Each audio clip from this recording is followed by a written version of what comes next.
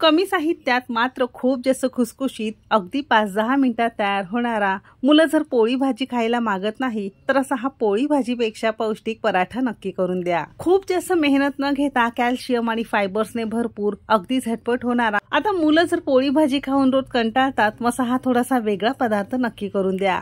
साध्या सोप्या आणि भरपूर टिप्ससह रेसिपी मी तुमच्या सोबत शेअर केलेली आहे, म्हणून ती अगदी शेवटपर्यंत नक्की बघा।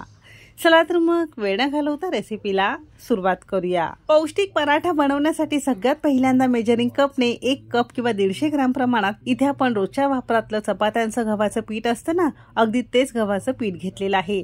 गव्हाचं पीठ तुम्हाला वापरायचं नसेल तर चपातीसाठी मल्टीग्रेन आटा कसा तयार करायचा ते सुद्धा शेअर केलेलं होतं, तर याची लिंक हवी असेल तर डिस्क्रिप्शन मध्ये देते आहे। असं हे पीठ एकदाच तयार करून ठेवलं की अगदी 15-20 दिवस तुम्ही वापरू शकता। आणखीन जास्त पौष्टिक तुमचा पराठा यापासून तयार होणार आहे। आता ज्या कपने 1 कप गव्हाचं पीठ घेतलेलं होतं, अगदी त्याच कपने मोठ्या किसणीवर किसून आपण इथे कोबी घेतलेला आहे। अर्धा कप किंवा 100 ग्राम प्रमाणात इथे आपण कोबी घेतलेला आहे। कोबीमध्ये खूप जास्त प्रमाणात कॅल्शियम असतं, जे आपल्या आरोग्यासाठी खूप जास्त गरजेचं असतं। शिवाय यामध्ये खूप जास्त फायबर्स असतात, जे आपल्या पोटाच्या आरोग्यासाठी नेहमी उत्तमच। म्हणूनच अधूनमधून कोबीचे पदार्थ आपल्याला करून खाणं गरजेचं आहे। आता थोडासा गाजर घरामध्ये उरलेला होता, तो सुद्धा मोठ्या किसणीवर किसून घातलेला आहे। नुसत्या गाजराचा सुद्धा तुम्हाला अगदी सारख्याच पद्धतीत पराठा तयार करता येणार आहे। कोणत्याही फळभाज्या इथे बारीक किसून किंवा अगदी पालेभाज्या बारीक चिरून तुम्ही इथे वापरू शकता। हिरवी मिरची अगदी बारीक चिरून घेतलेली आहे। लहान मुलांसाठी बाळांसाठी करताय ते हिरवी मिरची अगदी बारीक ठेचून तुम्ही किंवा कमी वापरू शकता। सोबतच 1 चमचाभर कॅल्शियमने भरपूर पांढरे तीळ घेतलेले आहे। सध्या थंडीचे दिवस सुरू आहेत तर पांढरे तीळ नेहमी उत्तमच। 1 चमचाभर किसलेलं आपण इथे आलं घेतलेलं आहे। हिरवी मिरची आलं पेस्ट घेतली तरी सुद्धा चालू शकेल। थोडीशी बारीक चिरलेली कोथिंबीर घेतलेली आहे। अर्धा चमचा धने जिरे पूड घेतलेली आहे। कुकिंग तिकीट मराठीचीच आहे। आपले सगळे मसाले डंकावर कुटलेले शुद्ध मसाले तुम्हाला जर घर बसल्या फ्री डिलिव्हरी ऑर्डर करायची असेल, डिस्क्रिप्शन मध्ये आणि कमेंट्स बॉक्स मध्ये पिन केलेल्या व्हॉट्सअप नंबरवर आम्हाला तुम्ही मेसेज करू शकता आणि अगदी घर बसल्या हे सगळे शुद्ध डंकावर कुटलेले मसाले ऑर्डर करू शकता। सोबतच चवीपुरतं मीठ आणि 1 चमचाभर साजूक तूप घातलेलं आहे। साजूक तूप घातल्यामुळे तुमचे हे पदार्थ किंवा तुमचे हे पराठे अगदी मऊसूत तयार होतात। साजूक तूप नसेल घालायचं तर 2 चमचे तुम्ही ते साधं तेल घातलं तरी सुद्धा चालू शकेल। सगळी जिन्नस हाताने छान आपल्याला चोळून घ्यायचंय। पिठाच्या प्रत्येक कणाकणाला हे सगळे फ्लेवर्स किंवा हे सगळे मसाले चांगले लागले जातात आणि तुमच्या पराठ्यांना चव अगदी छान येते।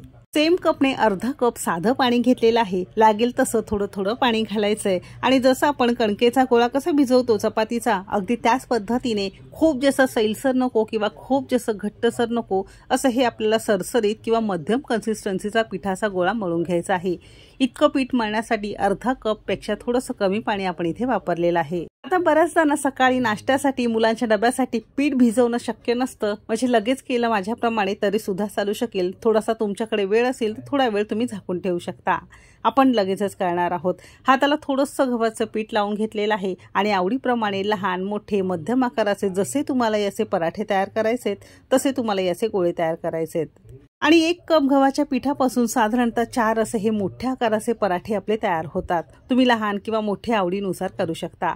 1 गोळा घेतलेला आहे, गव्हाच्या पिठामध्ये मस्त घोळवून घेणार आहोत आणि चपातीपेक्षा थोडी जाड आपल्याला ही लाटून घ्यायचं आहे। अगदीच पातळ लाटायचं नाही, कारण पराठा थोडासा जाड असला की चवीला अगदी छान लागतो। जसं तुम्हाला जमत असेल तसं तुम्ही इथे लाटू शकता। आता कसं असतं ना, मुलांना थोडेसे वेगवेगळ्या डिझाईनचे स्क्वेअर किंवा ट्रायंगल शेपमध्ये असल्या ना तर थोडंसं अट्रॅक्टिव्ह होतं, मुलं त्याला अट्रॅक्ट होतात। मग हे पौष्टिक पदार्थ ना तुम्ही त्यांना वेगवेगळ्या डिझाईन्समध्ये वगैरे करून देऊ शकता, म्हणजे मुलं अगदी आवडीने खातील। मला ज्या डिझाईनमध्ये किंवा हे गोल जरी भाजून घ्यायचं असेल तरी सुद्धा चालू शकेल। असं हे थोडंसं चौकोनी किंवा स्क्वेअर आकारामध्ये मी कापून घेणार आहोत। सुरीने तुम्ही इथे कापून घेऊ शकता। असं केलं की मुलांना हे खूप जास्त आवडतं। बऱ्याच ठिकाणी काय असतं ना, मुलं पालेभाज्या किंवा फळभाज्या वगैरे खायला मागत नाही, तर या पद्धतीने थोड्याशा वेगवेगळ्या शेपमध्ये तुम्ही मुलांना पराठे नक्की ट्राय करा। मुलं अगदी आवडीने खातील। असं हे आपण करून घेतलेलं आहे। गरम तव्यावर चांगलं भाजून घेणार आहोत। सुरुवातीला तवा चांगला गरम करून घेतलेला आहे आणि मोठ्या आचेवर एका बाजूने थोडी वरची बाजू कोरडी किंवा सुकी होईपर्यंत चांगली भाजून घेणार आहोत। बाजू उलटून घेणार आहोत। दोन्ही बाजूने चांगली खरपूस भाजली नंतरच आपण यामध्ये आवडीप्रमाणे साजूक तूप किंवा तुम्ही इथे थोडंसं तेल लावून दोन्ही बाजूने साधारणतः 2-2.5 मिनिटं भाजून घेऊ शकता। मुलांना बऱ्याचदा ना पोळी भाजी खाऊन कंटाळा येतो, तुम्हाला सुद्धा कधीतरी बनवायचा कंटाळा येतो, मग हा थोडासा वेगळा पोळी भाजी पराठा नक्की मुलांना करून द्या आणि 100% सांगते मुलं अगदी आवडीने खातील. फक्त कोबीचंच नाही तर सेम पद्धती तुम्ही पनीर पराठा किंवा वेगवेगळ्या पालेभाज्या किसून किंवा चिरून असा हा पराठा नक्की करू शकता.